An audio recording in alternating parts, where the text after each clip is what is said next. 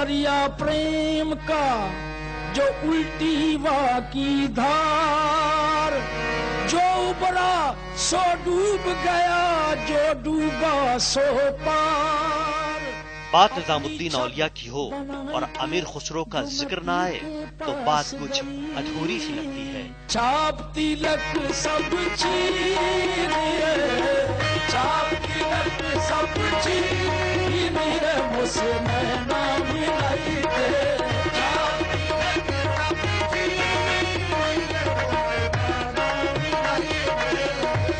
हजरत निजामुद्दीन औलिया और अमीर खुसरो का साथ ऐसा ही था जैसे चांद और चांदनी का।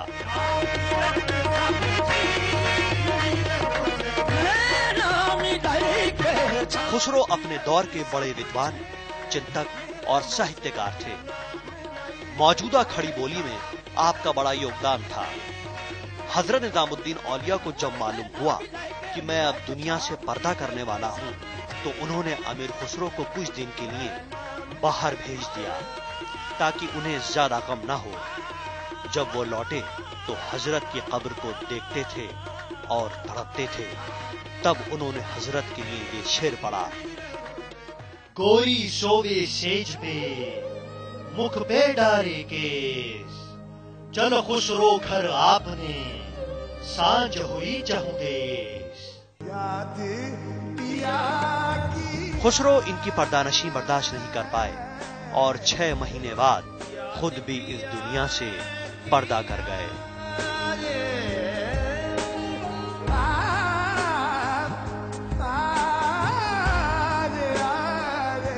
आस्ताने पर यह रौनक, ये स्थापत्य अब संस्कृति में शुमार है। ये हमारी जिंदगी का एक अहम हिस्सा बनकर उभरी हैं।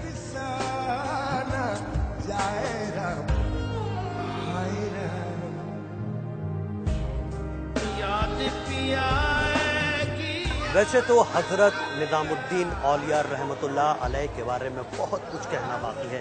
उनके सकाफती पहलू यानी जो उनका कल्चरल एंगल है, जो उनका सांस्कृतिक नजरिया है, दृष्टिकोण है, उसमें बहुत सी रंगारंगी है। बहुत से जारिरों के बारे में यहाँ पर बताया, उनके सिलसिले के बारे में हम लोगों ने बातचीत करी। अब चलते हैं चिराग दिल्ली। जी हाँ, चिराग दिल्ली पर ऐसी दरगाह है जिनके नाम से ही चिराग दिल्ली बसी है और वहाँ पर चलकर जानने की कोशिश करते हैं कि सूफिया सिलसिला और कहाँ कहाँ पर फैला हुआ है। आइए चलते हैं चिराग दिल्ली।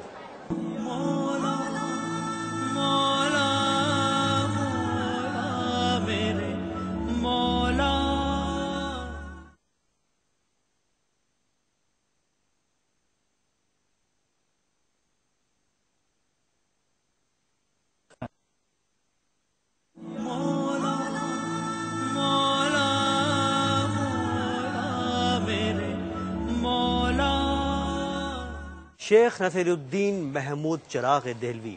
जी हाँ, किसी ने कहा था वो दिल्ली के चिराग नहीं बल्कि पूरे हिंदुस्तान के चिराग है। जी हाँ, हजरत निजामुद्दीन औलिया के बाद अगर किसी को उत्तरदायित्व मिला था चिश्तिया सिलसिला बढ़ाने का तो वो थे चिराग देहलवी। जी हाँ, जिनके मदार पर इस वक्त हम लोग खड़े हुए हैं।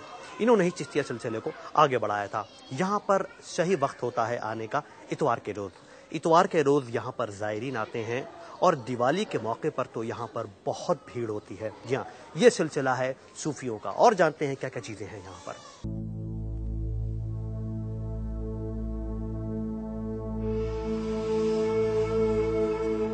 चारों तरफ खामोशी, माहौल में सुकून, सिर्फ परिंदों की आवाज। ज़ायरीन का दबे पांव अंदर आना और खामोशी से अपनी मन्नत मांगकर चले जाना।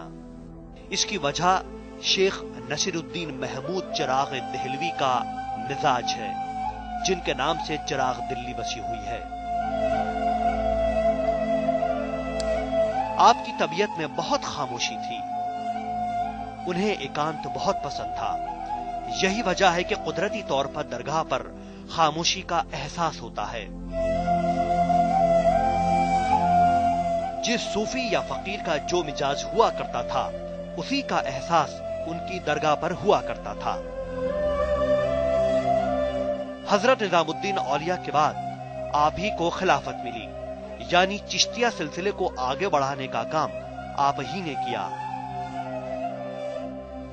آپ حضرت نظامالدین اولیاء کے مرید بنے اور کچھ ہی دنوں میں آپ حضرت کے سب سے عزیز مرید ہو گئے۔ آپ کی شخصیت ایسی روشن ہوئی کہ آپ کو چراغ دہلوی سے نوازا گیا، جو کہ دلی میں چراغ دلی کے نام سے مشہور ہے۔ یہاں زائرین بھی آتے ہیں، لیکن ان کے مزاج کو بھانپتے ہوئے، یعنی کم سنکھیا میں۔ یہاں بھی میں کئی بار آئی ہوں اور مجھے بہت سکون ملا ہے، اور دل یہ چاہتا ہے کہ بار بار یہاں آؤں اور زیارت آپ کی کرتی رہوں۔ حقیقی سکون تو اللہ والوں کی آستانوں پر ہی نصیب ہوتا ہے، اللہ والوں کے درباروں ہی میں ملتا ہے۔ حقیقی سکون کو دنیا جگہ جگہ تلاش کرتی ہے، لیکن سکون ملنے کے مقامات یہی آستانے ہیں، یہی روضے ہیں، یہی درگاہیں ہیں۔ آپ سے اپنے بیٹے کے لیے منت مانگی تھی، وہ قبول ہوئی آپ کی دعاؤں سے، اس لیے پہلی بار اپنے بیٹے کو گھر سے نکالا ہے تو آپ کے پاس لے کر کے آیا۔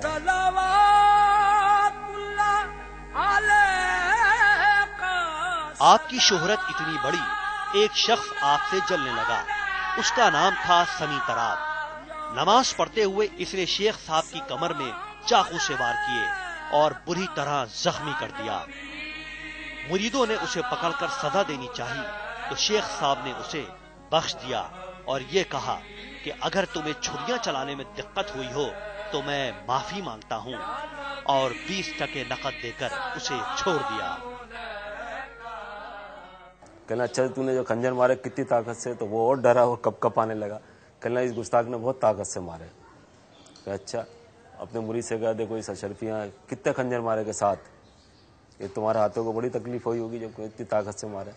7 اشرفیاں دی اور یہ کہا کہ جو تمہارے ہاتھوں کو تکلیف ہوئی ہے اس کے لیے معافی چاہتا ہوں، اور یہ میرے پیر کا حکم ہے، آج میں تمہیں آزاد کرتا ہوں۔ اپنے مریدوں سے کہا اس پہ کوئی پابندی نہیں ہے، جانا۔ اپنے آخری دنوں میں مریدوں کی جب انہوں نے فہرست دیکھی تو کہا یہ وہ لوگ ہیں جو اپنے دین کا کشٹ تو اٹھائیں گے لیکن دوسرے کے کشٹ کو نہیں جھیل پائیں گے۔ اس لیے چشتیہ سلسلہ یہیں پر ختم ہو گیا۔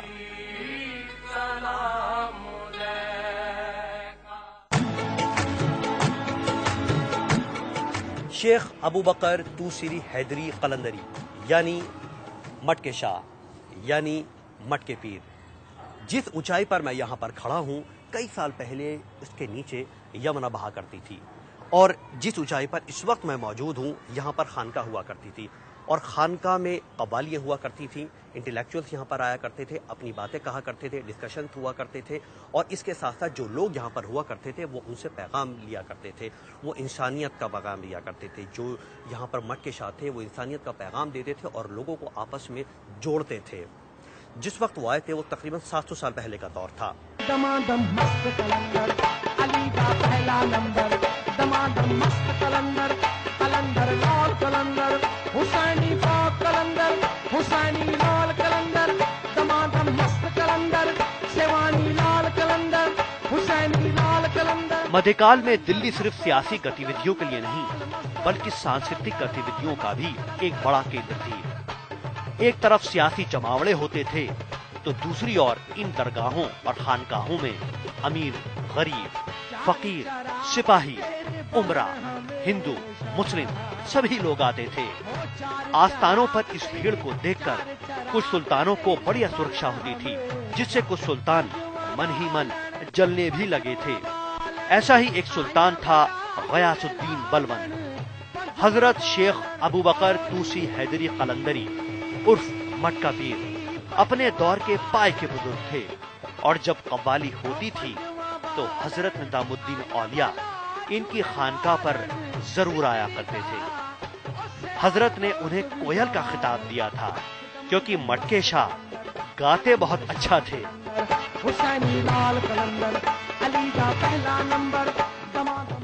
آپ ایران کے توسی شہر سے صرف ایک مٹکا لے کر آئے تھے، اور جو بھی ان کے پاس اپنی پریشانی لے کر آتا تھا وہ مٹکے میں سے پانی نکال کر دے دیا کرتے تھے، جس سے شفا مل جاتی تھی۔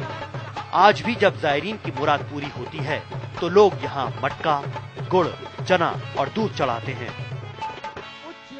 ولی ہیں، اللہ تک دعائیں پہنچاتے ہیں وہ ہماری، اور ہم پر رحم و کرم کرتا ہے اللہ تعالیٰ۔